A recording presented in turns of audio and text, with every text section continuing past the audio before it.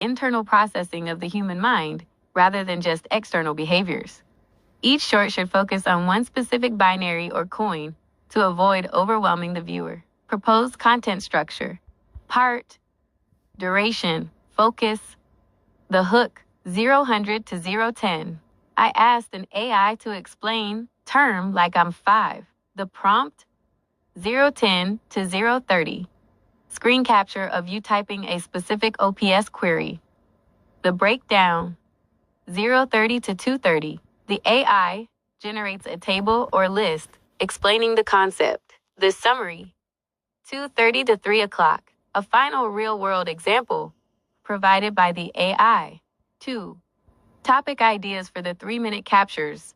To make the most of your screen time, you should focus on the coins that differentiate OPS from standard MBTI. These are often the areas where enthusiasts get stuck, so having an LLM generate clean, structured definitions will provide immense value to your audience. Deciders, die versus D. You can prompt the AI to compare the self, die, and the tribe D through the lens of a business meeting.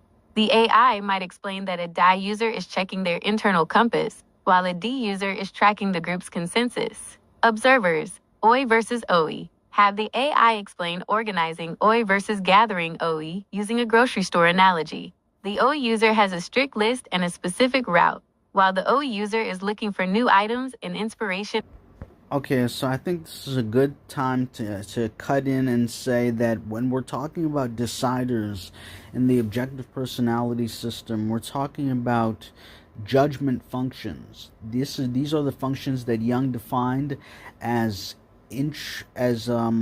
thinking and feeling. So when we're talking about deciders, we're talking about thinking and slash or feeling. That's what the deciders are.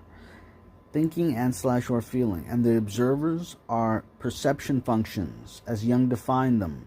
Irrational functions also, in terms of this dichotomy between rational and irrational. So we're talking about observer perception functions that include intuition and sensory. So that means the difference between these are two different types of perception: intuition and sensory. So we're talking about your regular everyday function of consciousness, your sensory experience, and then we're juxtaposing that against a newly introduced function of consciousness, intuition, unconscious apperception, in terms of an observation, in terms of an irrational function, in terms of an observer.